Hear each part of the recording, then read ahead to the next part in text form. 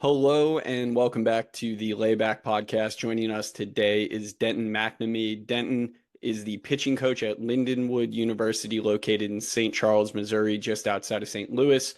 Prior to Lindenwood, Denton has experience at Maryville University. That's a D2 in the area as well. Time with the Houston Astros on the player development side, doing a lot of sports science, performance training, really his hand in a lot of different areas there, as well as his work with the Elite Baseball Academy, a facility located in the St. Louis area. So Denton wears a lot of different hats. One of the reasons that I definitely wanted to get him on, as well as he and Lindenwood are one of our partners with FlexPro Grip. So we can have a very unique discussion here about how Denton has seen the arm care world change, how he has played a role in performance training as well as pitching development, and then just how he has developed over time with his coaching, his education, and how he works with his guys. So Denton, thank you very much for coming on. Is there anything I missed in that quick intro? No, that hit it all. Those are all Cool. my tops. Yeah, well, you're local through and through. You also Yeah, went to high school in the area as well, yeah. correct? The Astros was the one leaving out of the St. Louis area that I've done. So stay loyal to the area. It seems like that's more of a theme than I ever would have expected. I feel like everybody I've now met from St. Louis or living in St. Louis grew up at least within 2 hours of the city Yeah, limits. yeah. It's a Midwest thing. It must be. I also view St. Louis as possibly the biggest little city I've ever been to. When I came in briefly at the end of last summer, I was amazed by how quick and easy it was to get around and just like Yeah. how small everything felt. You can get anywhere in 15 minutes. That's what I love. Good selling point there. Yeah, yeah. Yeah. Well, right away, I mean, you and I talk all the time, so let's just get into it.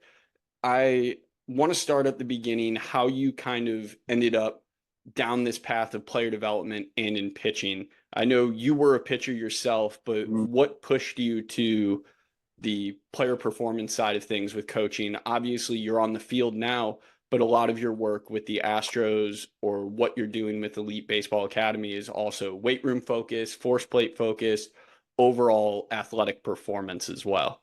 Mhm.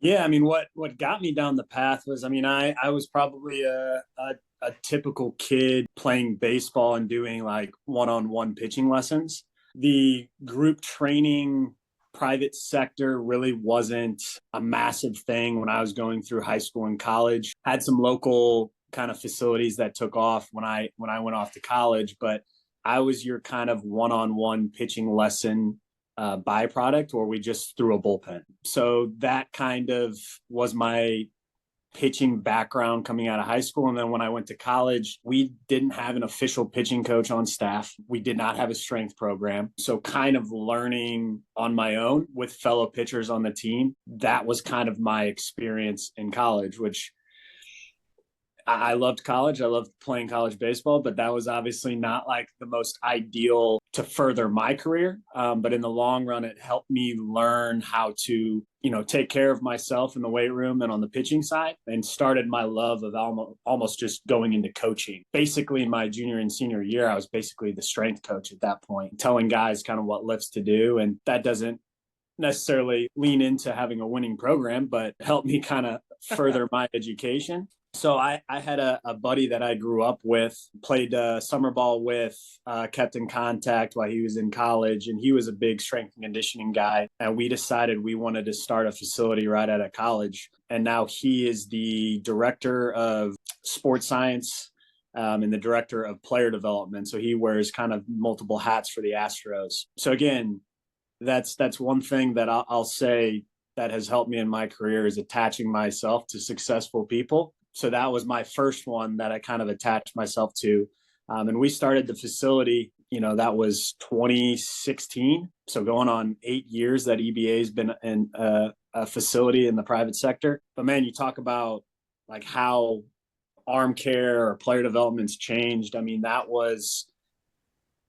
we started as your typical strength and conditioning, like the pitching side that we were kind of going with, like Driveline was starting to get really big, and your typical recovery was, man, we're going to do rebounders, waiter walks, and band and pull aparts. And there was no adjustment for anyone. It was just the same program for every single player. And that was just like your staple on recovery. And then strength and conditioning, it was just your typical, hey, we're going to chase squat, deadlift, push pulls, hit 1 rep, 3 rep maxes, improve our strength, hit all the aspects, but there was really no data behind it. There was no testing really behind it. And it's interesting because but Buffa was always the brains, and I was more of the boots on the ground, brute force, getting people in there. But I walked in one day and he's like, hey, we're going to buy force plates. And I was like, don't know what those are, but I'm in if you're in. Like, I'm sold.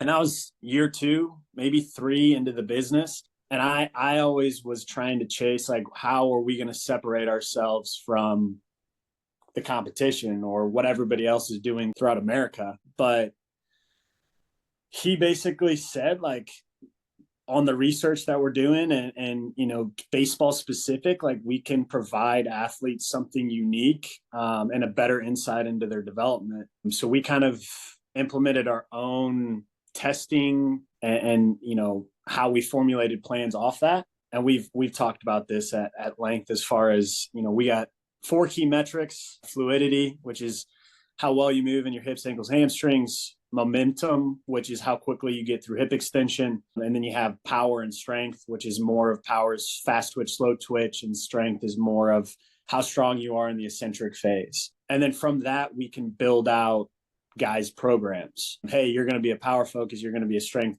focus, you're going to be a hybrid where we work on a little bit of both, or you're going to be on a beginner program where we're not really chasing anything yet. It's more of just get you strong and more mobile across the board. But then as we started to go, we train exclusively baseball athletes. So we started to see correlations between pitching mechanics, how guys should swing, how they should train even in their pitching and hitting development. And that's when we started to tie in with Adam Jansen with ACE, pitching development, and then Andy Marks with Mach 1, and then even Brett Huber down the line with Maximize Pitching, which are 3 of the biggest private sector pitching coaches in the Midwest right now. And then that just kind of even opened up the testing even more because we had so many athletes at our disposal. But yeah, I don't remember what the initial question really was. I was kind of just going down that. But that's what I've seen, in the first 5 years of being out of college baseball sort of changed. It went from just this typical program for everybody into, okay, now we're getting really in depth with their athletic profiles in the weight room and then on the pitching side.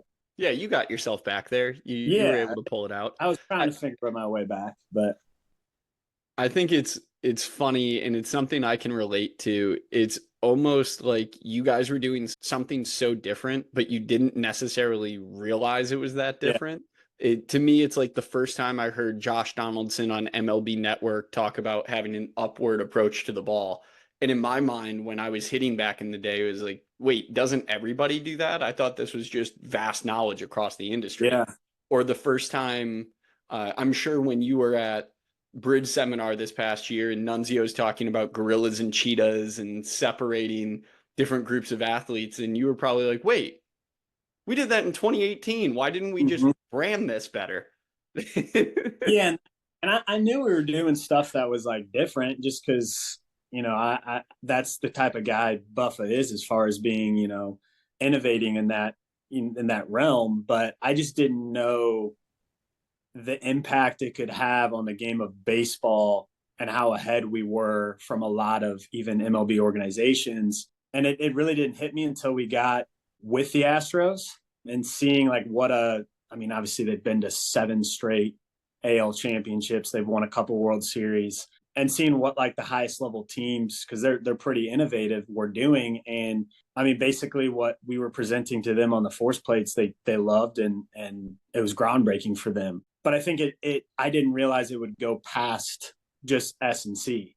Like, I didn't realize there was going to be such an application in, okay, I'm going to jump a guy and be able to tell what he looks like in 5 years, and how that affects signing Latin American players, and how that affects us recruiting a 16-year-old that comes to our camp, finding hidden gems, but then also how much really the weight room improves everything. Throwing velocity, health. At the time, I didn't know. And it helped propel the success at Maryville, because at Maryville, I was able to wear multiple hats as far as a strength and conditioning coach and the pitching coach. And just seeing guys stay healthy year round, velocity, we're peaking in regionals instead of early in the year.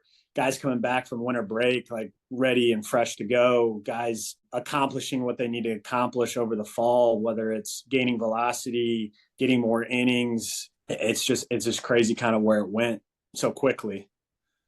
Right. And you were able to apply all of these things. Granted, there might be some luck involved. We'd probably be wrong not to mention that.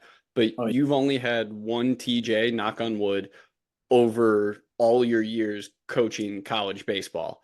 And you've obviously been able to apply a lot of the work that you've done in the private sector to help screen these guys, to understand who they are as athletes, as movers, as really anything, just general people, and understanding how to program for it. So what does that all-encompassing system look like for you, whether it's tech you have or just the numbers you're crunching on your own? Because I know you don't necessarily have everything at your disposal that a Power 5 or an SEC school might have, but you're doing just about everything that they would be doing one way or another.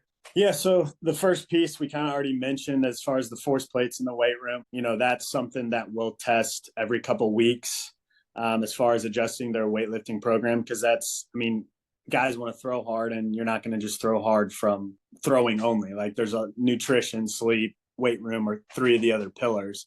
And then on the pitching side, it's always kind of been workload management. At the start, it was, before I had like a Driveline Pulse, it was like tracking number of throws, tracking kind of workload in a different manner, until I found out there's a device that could do that, which saves so much time. But that was kind of the basis at the start was, okay, we're going to track everything that we can track and make adjustments as we go. And then at Maryville, we added the Driveline Pulse, and that goes back to what we talked about as far as Robin Lund's presentation at Wake. And we got done with it, and I looked at you, I was like, man, like I was doing that the last couple of years. I just didn't have like an Excel sheet and all this stuff to keep track of it. It was just more of like on the fly. And so his presentation was great because it just presented a great, easy outline for tracking it and progressing it. So that's a main factor for us. Finding that acute chronic ratio, staying within that range, 0.8 to 1.3, staying within there, but then also building up that chronic workload. And he gave a good definition of like 10 to 12 for relievers and 15 for starters. So making sure that, okay, we're on Christmas break, take your 2 to 4 weeks off throwing, whatever it kind of is for that guy, and then build them up, because we know, okay, this is game one and we need to be at a 10, like how we're going to build up over the next 2 months. And then everything changes as we go. I mean, guys, we had one guy that got back and got sick for a week. All right, we got to adjust his plan, and the Excel sheet, we just punch it in and it spits it all out. And this is what our plan is. But managing the arm speed's also big, finding their peak.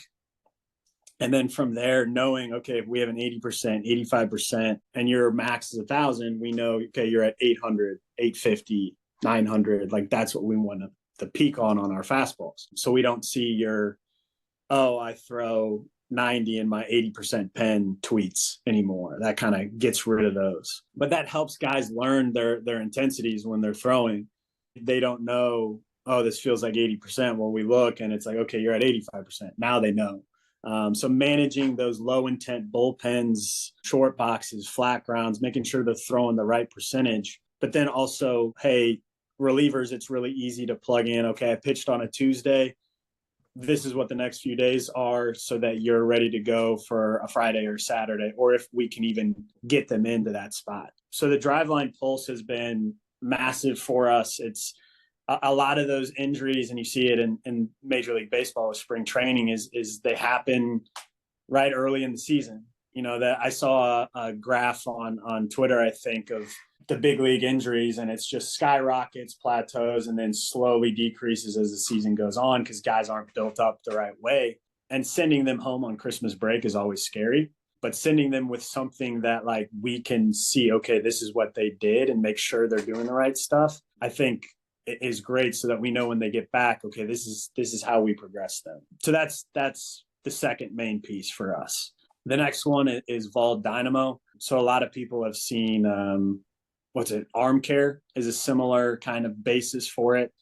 So it's just a strap that goes on your wrists. We'll have guys sit down, arm at 90 degrees, externally rotate into the wall, and we'll get a baseline.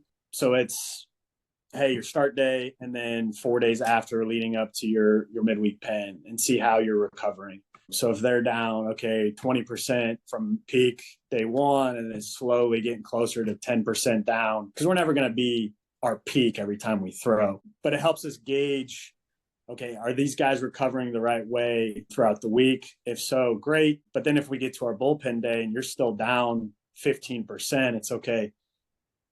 Should we shorten the amount of throws? Should we shorten the distance? Should we lessen the intensity? Should we move it all together or bang it potentially? So we've done that throughout the year. We've had starters that didn't recover. So we had to just, hey, we're not going to throw a midweek pen this week. Or, hey, you recovered well. You're not exactly where we need you to be. So instead of 20 pitches, we're going to do 15. Or we might, hey, this is going to be a short box. We're going to move the catcher up. You're still going to touch the slope, but we're not going to throw the full distance today. And then we had one athlete who was actually our Friday guy who we've talked to, and everything was good on the FlexPro readings, but his VALD kept decreasing week to week, and it had become basically 4 straight weeks where he wasn't able to recover into the range we want him to for his pens and his starts. And I think with everything, we want to catch things before, and you can attest to this, before velocity drops, or, hey, I'm a player and I'm going to a coach. It's like, hey, I'm feeling it here or in my shoulder or whatever. We never want to have those conversations or get into a game and he sits 90 and he's throwing 86, and it's like, what's going on? So we like to catch it before. And that was one thing that concerned us. So we didn't have him shut down completely. We just took him out of the rotation for that week. We kind of shortened his distance to about 120 feet max, because he's a guy that was like, I like to long toss all the time. I like to throw 90%, close to it a lot of times when I throw.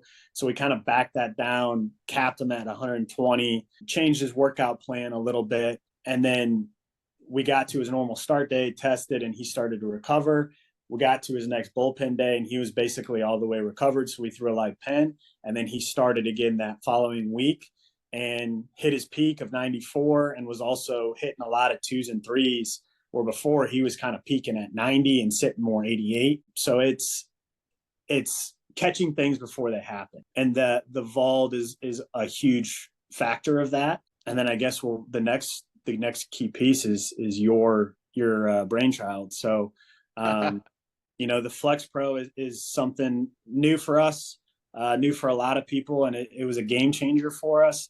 And I think it's the different protocols we put guys throughout the year, the strength phase, the RFD phase, the percentage of max throughout the year, kind of building it up from 50 to 60 to 70, but then also the readiness score. I think for me, that was always something, putting the player's career at your forefront, as far as, okay, we know we got to win games, but is a guy truly ready on Friday? He threw 2 innings, and then we want to bring him back Sunday.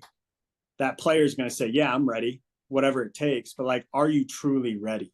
So if you could just explain the readiness score and kind of the emphasis that we use with it, that'd be great. Right. I would love to.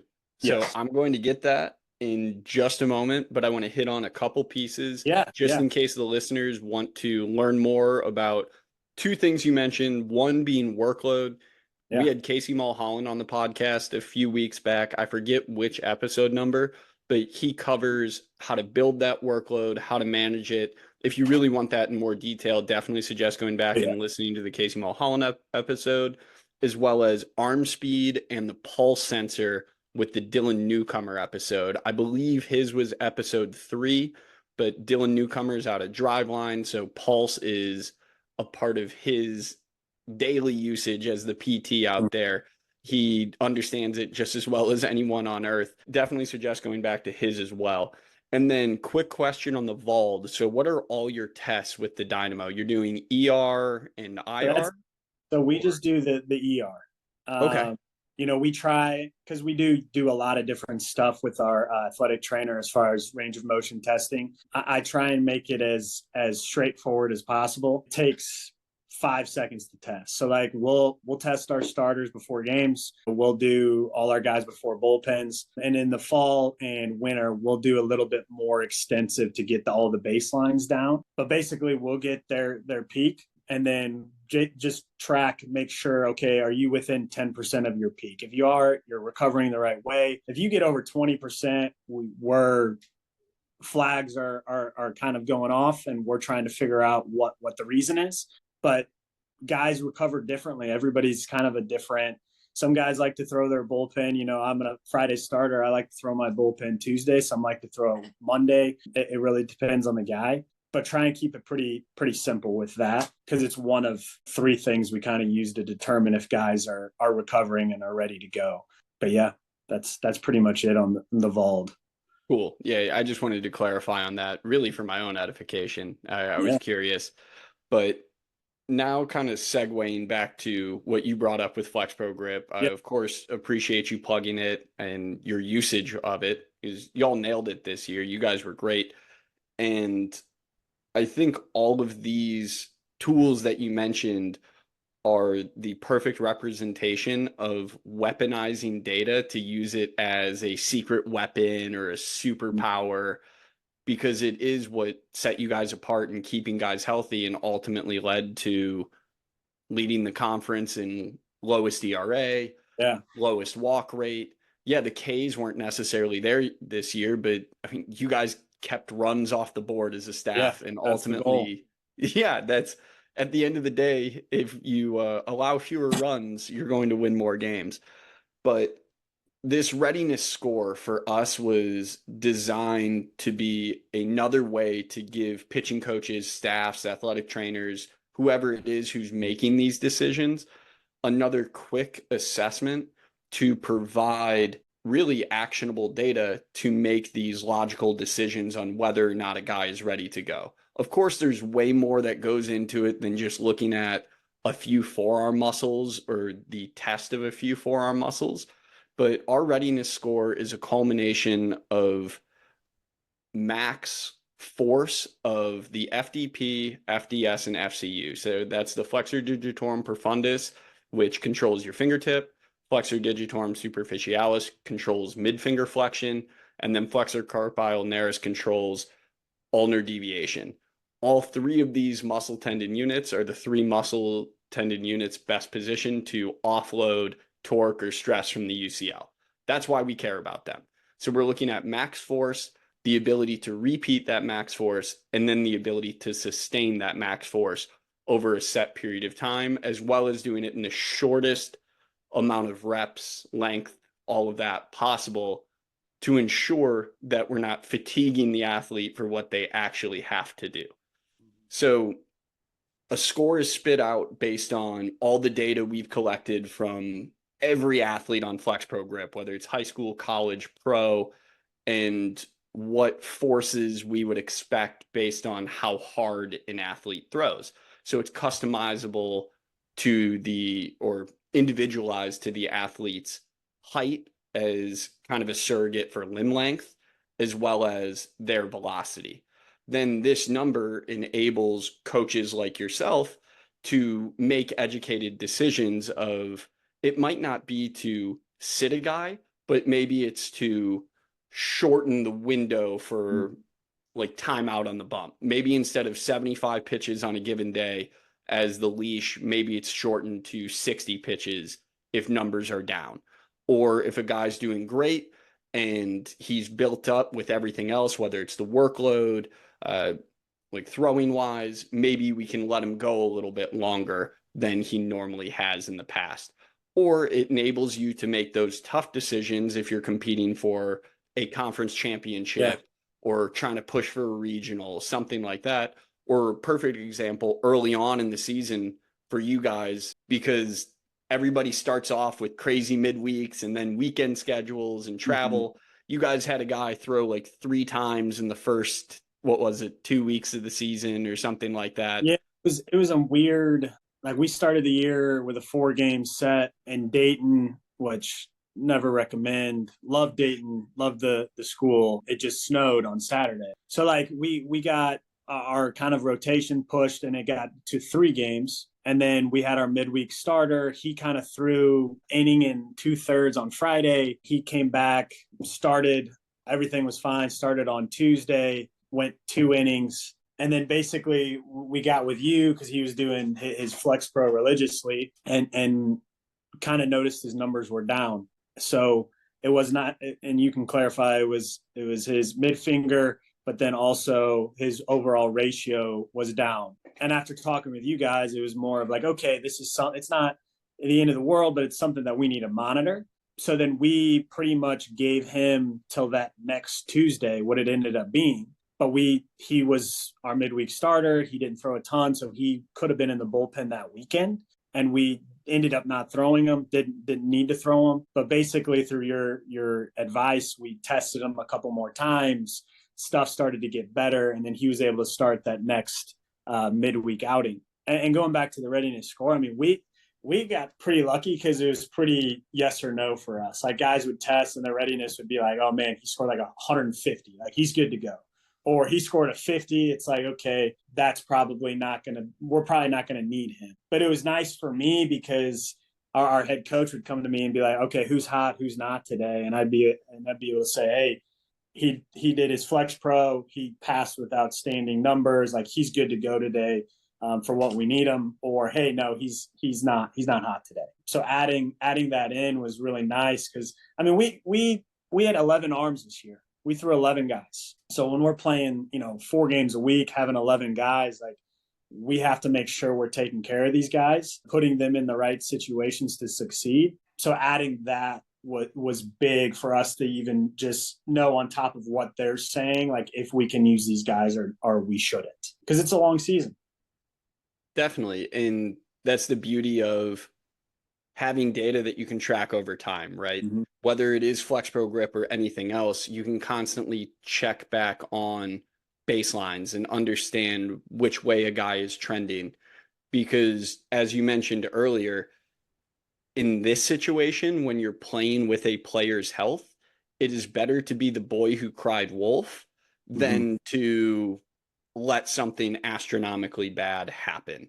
Yeah. Because let's face it, missing 1 game or missing 1 weekend is significantly better than losing a year or changing the trajectory of a career. And of course, in your position, you want guys who are going to be there for you, and your job is to take care of them for 4 years. Exactly.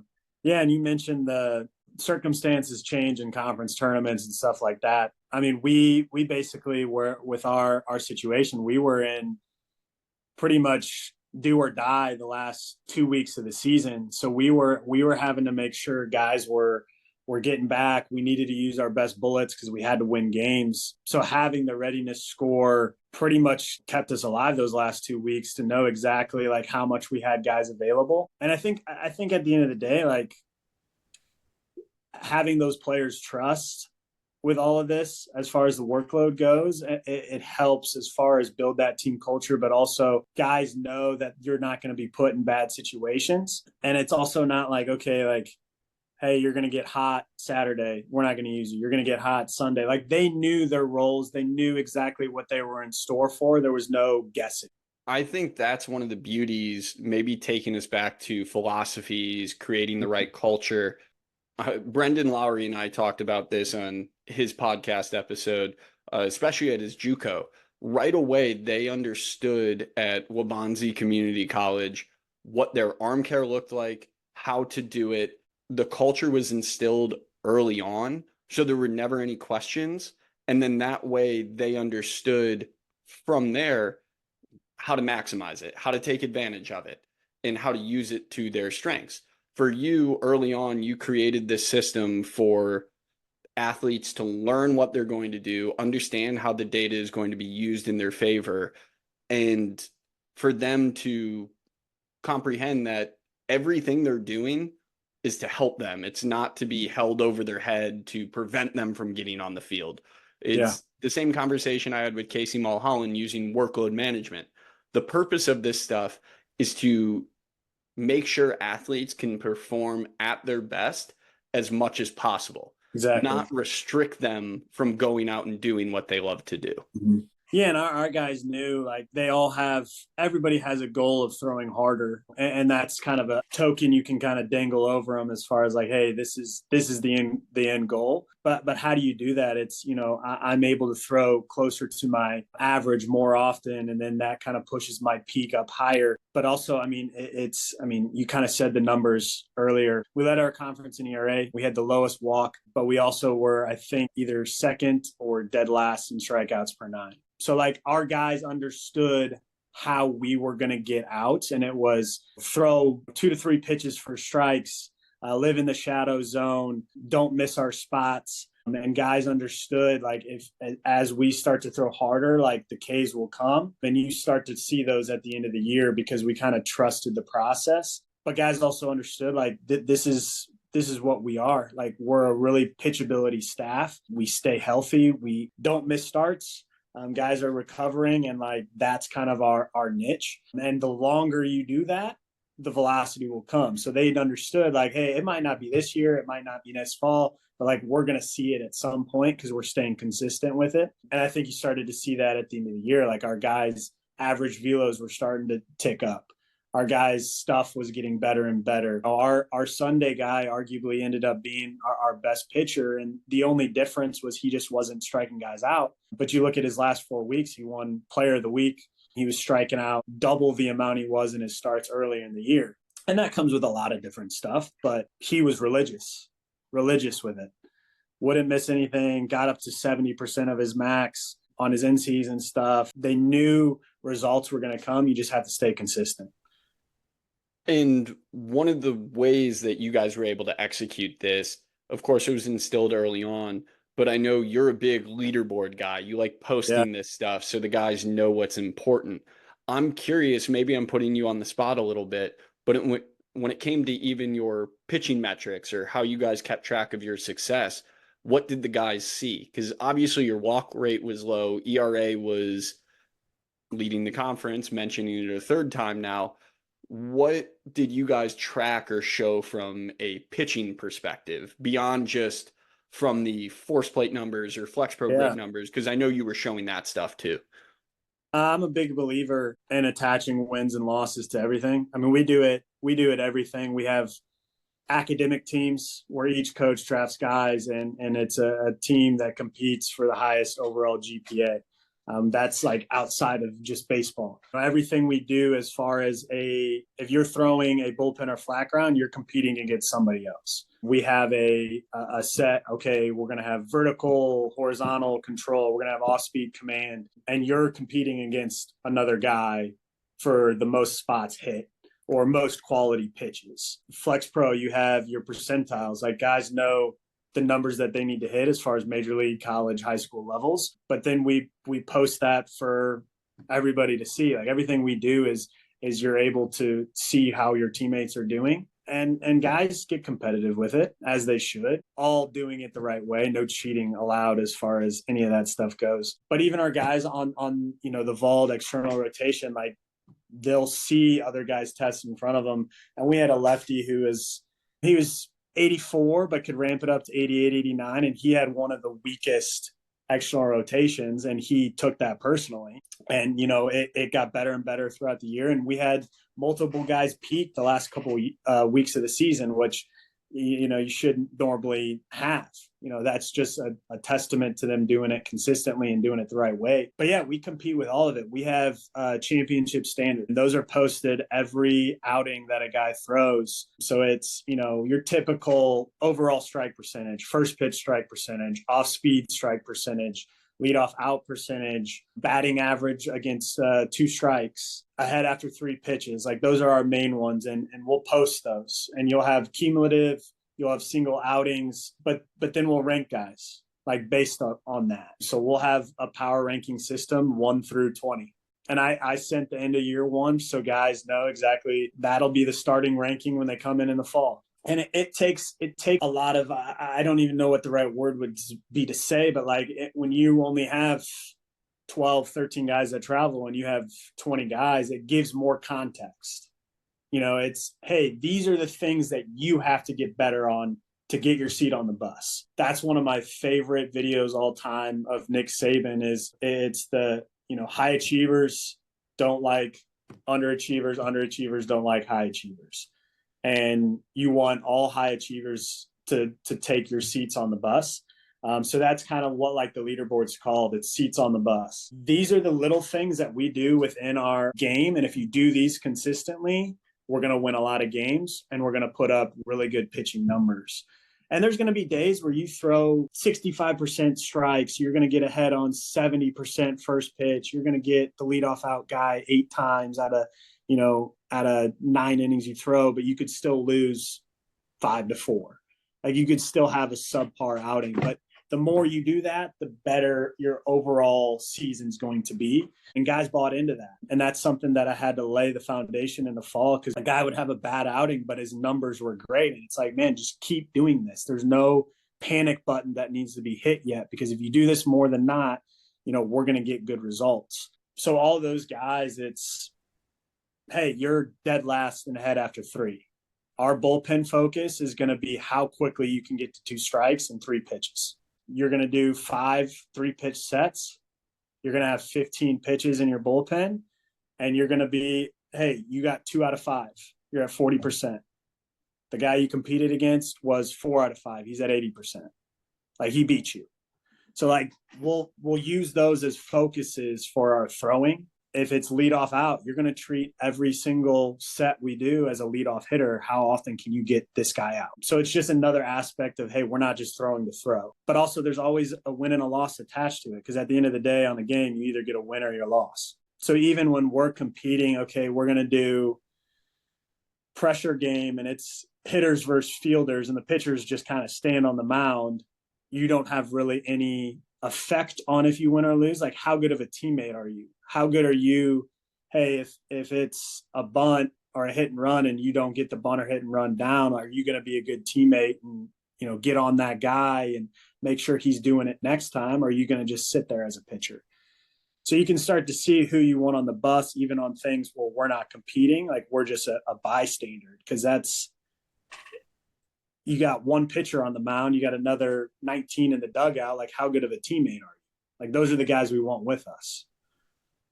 That's a long answer for you. No, it speaks to the importance of using objective data, really going back to tracking all of this. Again, with the original question being like, how do you use these charts, showing competition, showing how guys are improving, and everything that you answered with is you guys are trying to create objective data from as many different fields as possible, because then guys always understand where they rank. It effectively makes your job easier when it comes to the subjective.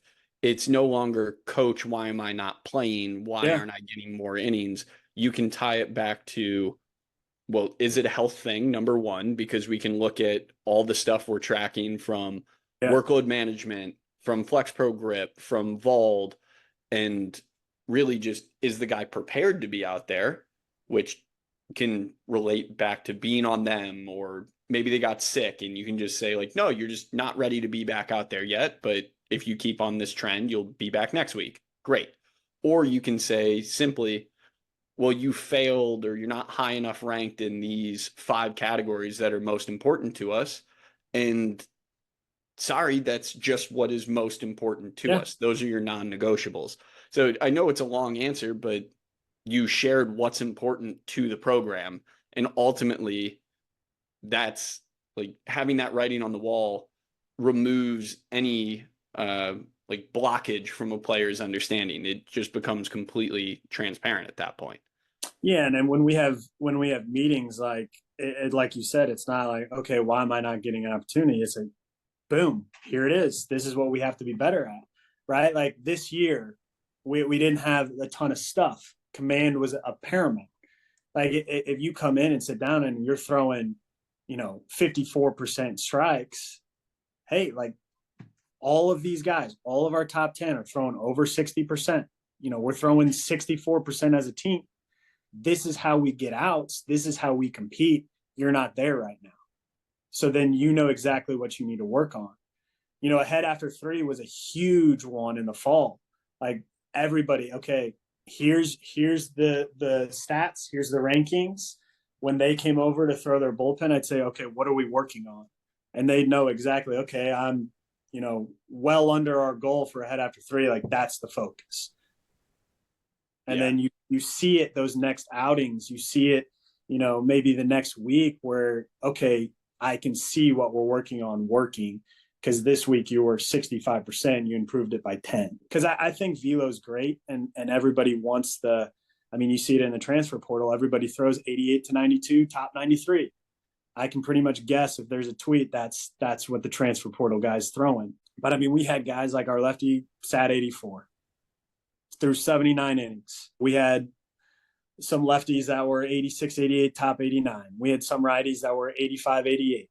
We had our 90 plus guys, but everybody had a role and they knew exactly what they needed to do to get outs. Because at the end of the day, that's all it is stacking outs.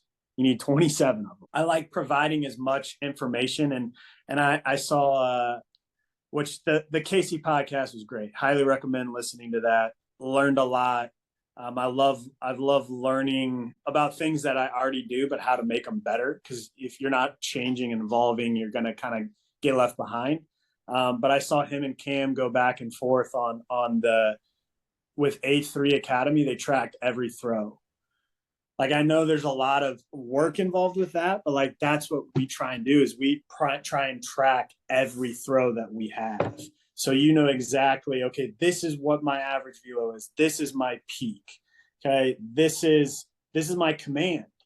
Hey, if I call a fastball at the 9 on a 9 pocket, how often do we hit that and what's our average miss?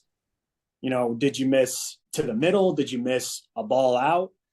Because everything we do is kind of tracked as far as a command. You have your 9 pocket, you have your 1, your 3, your 7, and a 9, and we're trying to stay away from the middle. So we're trying to attack the top corners, bottom corners. And with how we can call pitches now, where it's just on a watch and I can click FT9 to seam at the 9, when we're tracking it, we can say, did he hit his spot? Did he miss a spot? By how much? And then you can start to see how well guys' command is, because everybody has that pitcher that you call a fastball away and he throws it in. You call a fastball in, he throws it away. And then you're calling pitches with like reverse psychology at that point. But that's another thing. Like guys are like, okay, well, I'm throwing strikes. Okay, next level, are you hitting your spots? Because we all know a college hitter, if you make a mistake, is going to hit it and it's going to hit it far. And showing guys that, like when we watch film, okay, we know exactly where we called it and we're on synergy. Where did it end up? Okay, look how 8 of your 10 hits that you've allowed this year are on missed spots. Like this is how serious you have to take it. I do want to go back to buying in what you had talked about. There's obviously arm care everywhere now, and it's really just a general throw it at the wall term at this point, because everything is arm care. It's what you eat, it's what you sleep, it's what you drink, it's how you train, all of it. So when you have a kid, I'm sure a lot of the kids you're recruiting now, whether it's out of the transfer portal, and thanks for taking the hour or so away from it, because I'm sure that means another 500 kids entered the portal while we were just having this conversation. But all of these kids have so much experience now. It's not what it was 4 years ago when you started, when you were probably putting a kid on a program for either the first or second time in his life. Now, at this point, kids are coming in with a complete binder of everything they have ever done and telling you, this is what works for me. So, how do you create that marriage between what the kid has had success with previously, as well as what works from your experience, as well as what you want to do with your program? That's what I tell, kids coming in all the time. It's not a dictatorship as far as your program. Everybody that we recruit has gotten here for a reason, with something that we recruited you for. And for me, I love recruiting people that come out of private sector facilities. ACE, Mach 1, we get guys from that.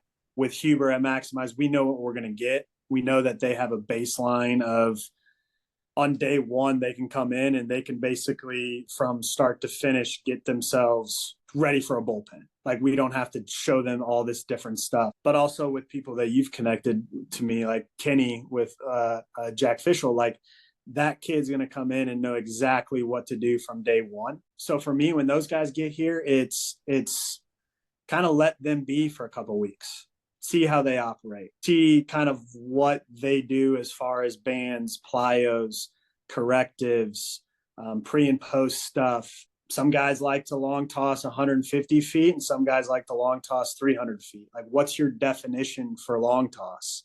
What's your definition of a low, medium, high day? And going back to our Friday guy, that was something that we kind of had to work through, because he liked to throw hard often, which is great. But we started to see, okay, you're not recovering. There's a bullpen I remember where he's feels great and he had a 91 in his midweek bullpen, and it's like, I don't know if we need to be going that hard right now. And those are things that you start to see, and you start to put the thought back into it, and it's like, okay, this is probably why his stuff is down. But just trying to get to know the kid over those couple weeks, and then slowly, hey, this is something that I might add, this is something that I might change, and kind of go into it a little bit easier than how this is how it's going to be. A lot of people I've heard, it's, hey, I have one bad bullpen and my slider's normally the best pitch, and they're telling me to do a different slider grip. And it's like, you got to give them time and understand that it's one bullpen. Like, why are we going to make a wholesale change? So that's how I take it with kind of everything that we do. But then you're going to have a lot of kids that come in from small schools, have never trained or lifted in their life, and you need to walk them through everything. And that's learning how they operate too, and not throw too much at them too quickly. But bands and plows are a big one for me. Just with how the industry is now, it's just something that they have to do to get warm, but there's no thought into it and there's no care with it, as far as them just flying through bands and shrugging and putting their body in bad positions and just doing it to do it. Like, I've seen so many external, internal rotations that have just been so poor that, imagine doing that every single day for 4 years in high school. You're just hurting yourself. And then plyos. I mean, I've said it to you before, like, guys are cutting it, or guys are changing their, their motion, their arm motion, by doing plows that they probably shouldn't be doing, and there's just no emphasis. So that's kind of where I attack first in their routines, because usually there's no thought process behind it.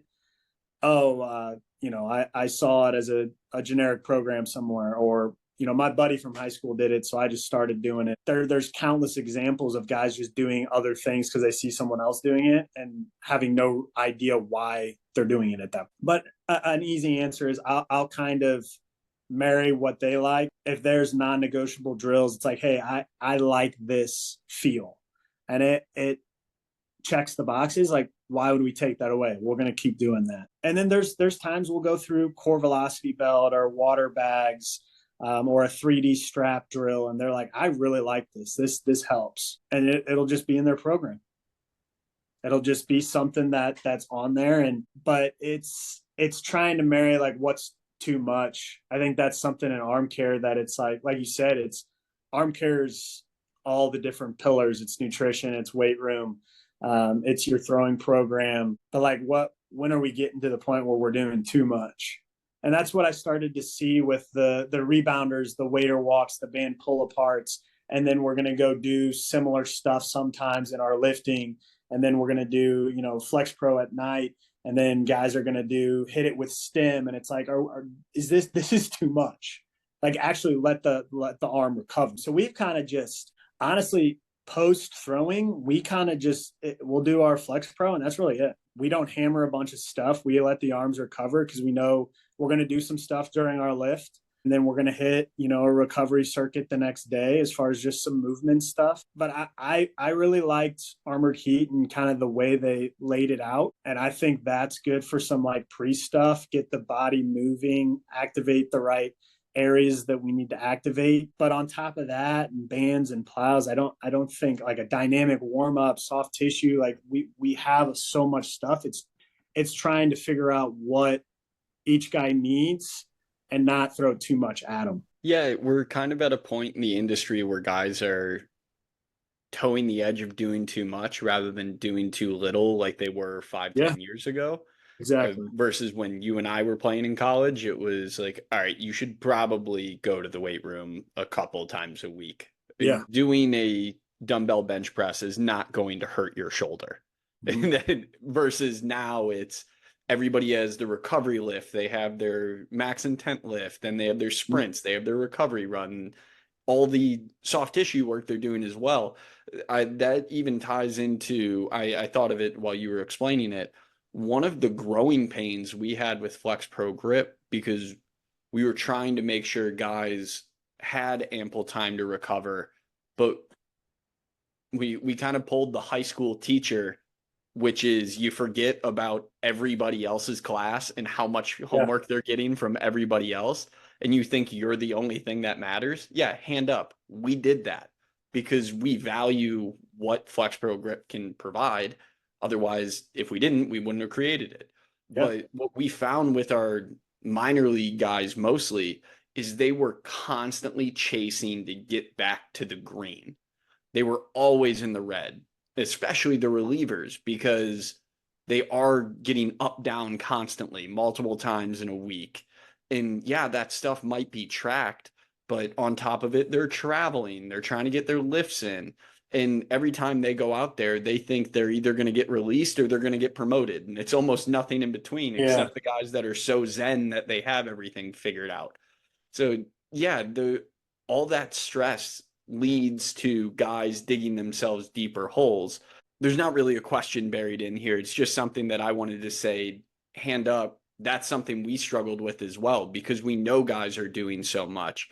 So from that, we've tried to adjust protocols or lighten the load in season with FlexPro Grip, different things like that, or create more regenerative or restorative protocols to help guys get back to the green, as opposed to constantly strength training or trying to push maxes. Although that might be what's fun and cool, it's not always necessarily what's best. Yeah, and I don't know if it's right or wrong, but the concept of like, I just ran a marathon, I'm not going to go run more to recover. I've kind of just taken that as a philosophy because I mean, it's like you said, they're trying to get back to, I feel 100% as quickly as possible, but they don't realize like, man, I just played a game. I just threw, like, maybe if I just go have a good dinner and get to bed early, that might help me more than if I sit here and have a Theragun pounding into my arm. And then, I'm going to do rebounders and all this different stuff, and then I'm gonna go get soft tissue the next morning, and then I'm gonna stem that. Not like, and I don't know what's right and wrong, and I don't know what's too much, too little, but like I feel like we've just swung to the other side where we're doing so much so often that guys just don't let their bodies recover the right way. But it's just that image of like a Theragun always on somebody's arm, and it's just like, man, just give it a break for a second, like. And that's literally what we have, kind of our workout schedule all laid out for starters, relievers, and then we have our FlexPro, and then we'll monitor with everything else that I mentioned earlier as far as the pulse and the vault. But like, there's not a set recovery circuit that our guys do, and it was weird at first for guys because they're like, I'm done throwing. Like, what do I do now? Because like you're so used to doing your 3 or 4 exercises, and then that concludes your day. But like our guys, it was sometimes like if we didn't have FlexPro, like you were just done for the day. And guys, I mean, for the most part, we had those 2 instances where guys didn't recover the right way, but everybody else, it was a normal recovery throughout the year. And it made me realize, like, man, maybe we don't need all this stuff. Yeah, and that's why you track it. So Yep. you can make those decisions and you begin to individualize from there. It's not that everybody has their super specific program. You have a general approach, and then you can pick and choose the things, like you said, that work best for these individual guys. So Yeah. there is the customization within it, or the individualization within the pillars of the Lindenwood throwing program. Yeah. Yeah, man. Well, that kind of concludes my questioning. Let the defense rest. And at this point, I want to open it up for like a little fun back and forth. You've played at or you've coached at a lot of different levels. I want to Yeah. know the best environment. It doesn't have to be the biggest stadium or coolest place you've ever been, but like what's a place either like the fans went crazy or they were heckling, like the most volatile environment that you ever were a coach or player in? The one that comes to mind is an elimination game in a regional. So we played Maryville. We played in a regional at UIS, and we played UIS, so the host. And there's no better like environment. Everyone is balls to the wall. Like this could be the end of the year. The fans are really into it. Every pitch matters from the first inning on, because it's like, okay, your starter gets off to a rough start and you're in a 3 or 4 run hole. Like they're coming out, next guy's coming in. The coaching is at an like all-time high because you have to be prepared in every aspect. But I think that just an elimination game when everything's on the line, that's the most fun. So I mean, obviously a D1 regional would be even more jam-packed, but that's as far as my career so far, kind of the D2 regional, because pro baseball was so weird. Like we had probably the most fans that I've had, but that just everybody's trying to get to the next level. Everybody's, a postseason game doesn't mean that much because it's like, oh, like we just kind of want to go home at that point. So that was a weird one, but I'd have to go a regional elimination game for sure. Nice.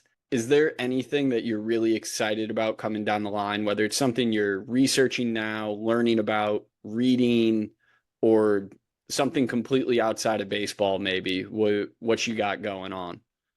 Oh, man, I would say, and this is odd for me to say, us kind of coming up with a data camp for high school kids that want to learn basic coding and how to build like a web app and incorporate that into baseball or sport. Um, I think that's something that I've never been good at. So I want to like kind of facilitate that, because if for me at a high school level, like I loved baseball, but if I knew like that was an option, like I'd be all over. But also like we saw what Wake has, we saw what Iowa has as far as student managers and their capabilities and how important they are to a program. But letting high school kids realize like those opportunities are out there and you can make a career out of it. You can stay around the game you love. So I think that's something that we're trying to get in the works, is because we have our new data team and set up a camp for those high school kids and bring in guest speakers that are doing something that they potentially want to do, but kind of initiate that next wave into college, helping them, whether it's Lindenwood or another school, go help another baseball team. I think that's kind of the thing I'm looking forward to the most here in the next 2 or 3 months. And that's about as unique as it gets, because I Yeah. don't think anybody is doing that anywhere. It's a really cool idea. I love when you floated that to me, because you're giving so many kids an opportunity to pursue something that maybe they didn't know existed, or they just didn't know how to get a foot in the door. Yeah. Yeah. Thing is, something that I would have liked presented to me. So like that's, going back to college, like having a strength program, having like a full pitching coach, like that's another thing. And that's something that I've always, like I had Buffa for, now I have, a data team here. Like I wish I kind of knew how to swift through Baseball Savant and code something really quick. So giving those kids something that I wish I had would be great. That's awesome. And I'm really excited to see how that plays out. Hopefully next summer we can have the first run of the Lindenwood data camp, or maybe it's next winter. I don't know how quickly you guys are moving. That's the blessing, is you can do it really in any season, right? Because we're going to be inside. It's not weather dependent. So could be this fall. We never know. Yeah, attach it to y'all's, I don't know if you call it the Black and Gold World Series or whatever your fall series is. Maybe get some guys in for that. Yeah, that'd be the good idea right there. Well, yeah. Hey, I'll take 2%. I'm willing to take 2% off of all camps. That's standard. 2%. But Denton, thank you so much for joining the podcast today. I really appreciate you getting on.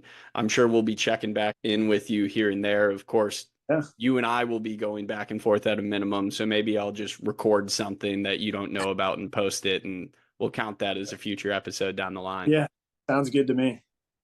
Well, that's great. I know you got big things coming. You have a lot of recruiting left to do, so we'll let you get back to that. And to all the listeners out there, thank you for laying back with us.